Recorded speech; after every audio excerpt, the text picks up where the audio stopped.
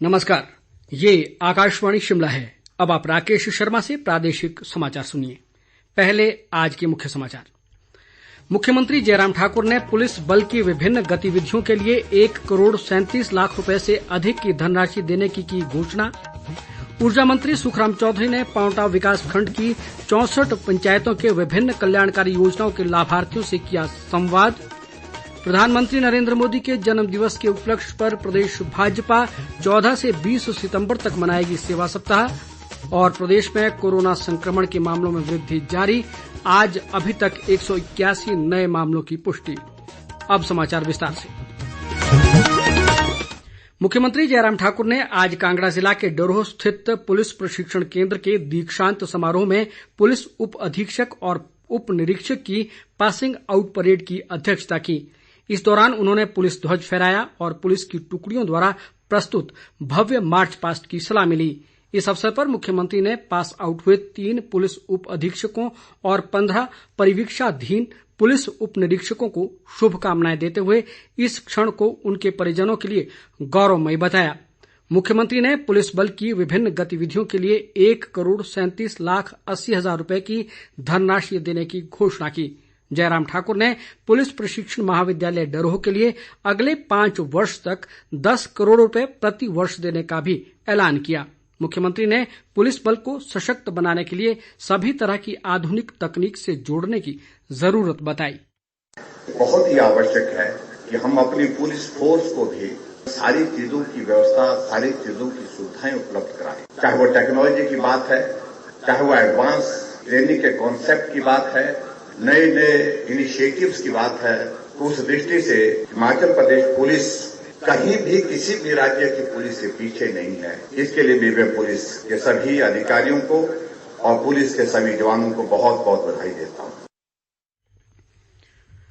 जयराम ठाकुर ने कहा कि सशस्त्र पुलिस व प्रशिक्षण मुख्यालय को शिमला से पालमपुर स्थानांतरित किया जाएगा और पुलिस विभाग के प्रभावी क्रियान्वयन के लिए उप महानिरीक्षक इंटेलिजेंस का कामकाज धर्मशाला से संचालित किया जाएगा। मुख्यमंत्री ने कहा कि राज्य पुलिस ने कोरोना महामारी के दौरान सराहनीय कार्य किया है और अग्रिम पंक्ति के इन योद्धाओं की मुस्तैदी से कोई भी व्यक्ति बिना जांच व निर्धारित दिशा निर्देशों का पालन किए हिमाचल में प्रवेश नहीं कर सका। जयराम ठाकुर ने कहा कि राज्य में पुलिस आरक्षियों के 1000 पदों को भरने की प्रक्रिया जल्द पूरी की जाएगी। मुख्यमंत्री ने नूरपुर में अतिरिक्त पुलिस अधीक्षक कार्यालय खोलने की घोषणा की। इस दौरान उन्होंने 2.25 करोड़ रुपए से बने प्रशिक्षु आवासीय भवन का उद्घाटन भी किया। समारोह में जयराम ठाकुर ने सर्वश्रेष्ठ परिवीक्षाधीन पुलिस अधिकारियों को सम्मानित किया। इस अवसर पर विधानसभा अध्यक्ष विपिन परमार, वन मंत्री राकेश पठानिया और विधायकगण व पुलिस महानिदेशक संजय कुंडू सहित अन्य पुलिस अधिकारी मौजूद रहे। केंद्रीय वित्त व कॉरपोरेट राज्य मंत्री अनुराग ठाकुर ने कहा है कि प्रधानमंत्री नरेंद्र मोदी के नेतृत्व में कोरोना महामारी से निपटने के लिए सभी जरूरी उपाय किए गए हैं। उन्होंने कहा कि हमीरपुर संसदीय क्षेत्र में सांसद मोबाइल स्वास्थ्य सेवा के माध्यम से लोगों को कोरोना काल में मास्क व सैनिटाइजर निःशुल्क उपलब्ध करवाए गए। अनुराग ठाकुर ने कहा कि इसी कड़ी में कल क्षेत्र के एचएएस के विभिन्न परीक्षा केंद्रों पर सभी परीक्षार्थियों को सांसद मोबाइल सेवा की तरफ से मास्क व सैनिटाइजर मुफ्त उपलब्ध करवाए जाएंगे। उन्होंने परीक्षार्थियों से सामाजिक दूरी का पालन करते हुए निर्भीक होकर परीक्षा देने का आह्वान किया। ऊर्जा मंत्री सुखराम चौधरी ने कहा है कि केंद्र व राज्य सरकार द्वारा हर वर्ग के उत्थान के लिए विभिन्न कल्याणकारी योजनाएं चलाई जा रही हैं। उन्होंने आज पांवटा से वीडियो कॉन्फ्रेंसिंग के माध्यम से 64 ग्राम पंचायतों के लाभार्थियों से संवाद के दौरान ये बात कही।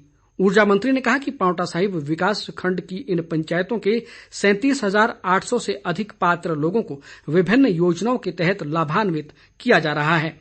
सुखराम चौधरी ने कहा कि वर्ष 2022 तक प्रदेश के सभी आवासहीन लोगों को घर की सुविधा उपलब्ध करवाने का लक्ष्य रखा गया है। बाद में उन्होंने पांवटा के समीप रामपुर घाट में पौधारोपण भी किया। इस अवसर पर राज्य नागरिक आपूर्ति निगम के उपाध्यक्ष बलदेव तोमर सहित अन्य गणमान्य लोग मौजूद रहे। उद्योग व परिवहन मंत्री बिक्रम ठाकुर ने आज जसवां परागपुर विधानसभा क्षेत्र के 72 पात्र परिवारों को करीब 17 लाख रुपए के चेक भेंट किए। इनमें अधिकतर राशि गंभीर रूप से बीमार चल रहे रोगियों के उपचार के लिए आवंटित की गई। उन्होंने कहा कि जसवां परागपुर क्षेत्र में करीब 2200 पात्र परिवारों और जरूरतमंदों को 6 करोड़ रुपए से अधिक की राशि उपलब्ध करवाई गई है। इसके बाद उन्होंने जलेरा में विभिन्न विकास कार्यों का निरीक्षण किया और 3 विभिन्न सड़क योजनाओं के लिए 4 करोड़ रुपए से अधिक की राशि स्वीकृत की। इस मौके पर उन्होंने जन समस्याओं का निपटारा भी किया। पेंशन भोगियों के लिए जीवन प्रमाण पत्र जमा करने की तिथि 1 अक्टूबर से बढ़ाकर 31 दिसंबर 2020 कर दी गई है। कार्मिक राज्य मंत्री डॉक्टर जितेंद्र सिंह ने अपने ट्वीट में कहा कि कोरोना वायरस से वृद्धों को सुरक्षित रखने के लिए तिथि बढ़ाने का ये निर्णय लिया गया है। उन्होंने कहा कि 80 वर्ष और उससे अधिक आयु के पेंशन भोगी इस वर्ष 31 दिसंबर तक अपना जीवन प्रमाण पत्र जमा कर सकते हैं। खाद्य आपूर्ति व नागरिक उपभोक्ता मामले मंत्री राजेंद्र गर्ग ने कहा है कि राज्य में लोगों को घर द्वार पर बेहतर स्वास्थ्य सेवाएं उपलब्ध करवाना सरकार की प्राथमिकता है। वे आज स्वास्थ्य खंड घुमारवीं में आशा कार्यकर्ताओं को एंड्रॉयड मोबाइल फोन वितरित करने के अवसर पर बोल रहे थे। राजेंद्र गर्ग ने कहा कि स्वास्थ्य सेवाओं को गति देने के लिए विभाग की ओर से मिलने वाली सभी सुविधाएं आशा कार्यकर्ता मोबाइल के माध्यम से लोगों को प्रदान करेंगी। उन्होंने कहा कि कोरोना महामारी के दौरान आशा कार्यकर्ताओं व स्वास्थ्य कर्मियों ने ग्रामीण स्तर पर अहम भूमिका निभाते हुए लोगों को इसके प्रति जागरूक किया। प्रदेश भाजपा अध्यक्ष व सांसद सुरेश कश्यप ने कहा है कि प्रधानमंत्री नरेंद्र मोदी के जन्म दिवस के उपलक्ष्य पर इस बार 14 से 20 सितंबर तक पूरे प्रदेश में सेवा सप्ताह मनाया जाएगा। उन्होंने कहा कि 17 सितंबर को प्रधानमंत्री का जन्म दिवस है और पार्टी हर वर्ष उनके जन्म दिवस को सेवा सप्ताह के रूप में मनाती है। सुरेश कश्यप ने कहा कि हर मंडल में कम से कम 70 दिव्यांगों को विभिन्न प्रकार के कृत्रिम अंग व उपकरण वितरित किए जाएंगे। उन्होंने कहा कि प्रधानमंत्री के व्यक्तित्व व कृतित्व पर वेबिनार के माध्यम से 70 बड़े वर्चुअल सम्मेलन भी आयोजित होंगे।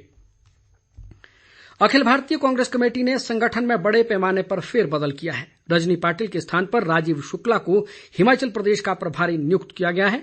विधायक आशा कुमारी को भी पंजाब के प्रभारी पद से हटा दिया गया है। एआईसीसी के महासचिव केसी वेणुगोपाल ने इस संबंध में आदेश जारी कर दिए हैं। इस बीच प्रदेश कांग्रेस अध्यक्ष कुलदीप सिंह राठौर ने कांग्रेस के वरिष्ठ नेता व पूर्व केंद्रीय मंत्री राजीव शुक्ला को पार्टी प्रदेश प्रभारी बनने पर शुभकामनाएं दी हैं। उन्होंने कहा कि प्रदेश कांग्रेस को राजीव शुक्ला के प्रभारी बनने से उनके लंबे राजनीतिक अनुभव का लाभ मिलेगा। प्रदेश में कोरोना संक्रमण के मामलों की संख्या बढ़कर 8,965 हो गई है। आज अभी तक 181 नए कोरोना मामले सामने आए हैं। इनमें सर्वाधिक 91 कोरोना मामलों की पुष्टि मंडी जिला से हुई है। इसके अलावा सिरमौर जिला से 46, शिमला से 21, चंबा से 9, बिलासपुर, किन्नौर व सोलन से 4-4 और कुल्लू से 2 कोरोना मामले सामने आए हैं। स्वास्थ्य विभाग द्वारा जारी बुलेटिन के अनुसार मौजूदा समय में प्रदेश में 2,950 कोरोना रोगी उपचाराधीन है, जबकि 5,928 मरीज उपचार के बाद स्वस्थ हो चुके हैं। राज्य में कोरोना से अब तक 70 मरीजों की मृत्यु हो चुकी है। प्रदेश विश्वविद्यालय ने 15 सितंबर से प्रस्तावित स्नातकोत्तर परीक्षाओं के लिए राज्य से बाहर और दूर दराज क्षेत्र के परीक्षार्थियों के लिए छात्रावासों में रहने की अनुमति देने का फैसला लिया है।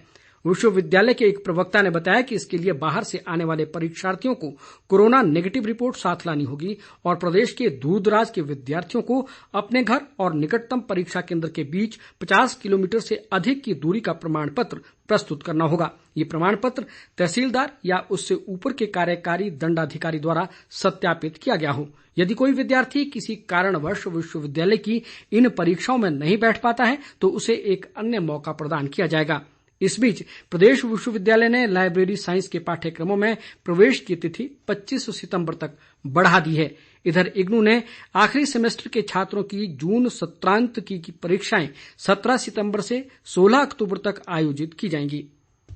प्रदेश के मंडी, कुल्लू व लाहौल स्पीति जिलों के युवाओं के लिए भारतीय सेना में 6 से 14 अक्टूबर तक विभिन्न पदों के लिए होने वाली खुली भर्ती कोविड-19 के चलते कुछ महीनों के लिए स्थगित कर दी गई है।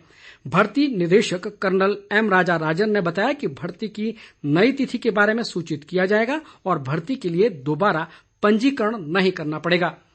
अंत में मुख्य समाचार एक बार फिर। मुख्यमंत्री जयराम ठाकुर ने पुलिस बल की विभिन्न गतिविधियों के लिए 1,37,00,000 रुपए से अधिक की धनराशि देने की घोषणा।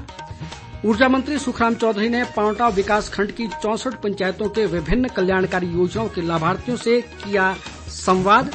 प्रधानमंत्री नरेंद्र मोदी के जन्म दिवस के उपलक्ष्य पर प्रदेश भाजपा 14 से 20 सितंबर तक मनाएगी सेवा सप्ताह। और प्रदेश में कोरोना संक्रमण के मामलों में वृद्धि जारी, आज अभी तक 181 नए मामलों की पुष्टि। इसी के साथ ये समाचार बुलेटिन समाप्त हुआ। नमस्कार।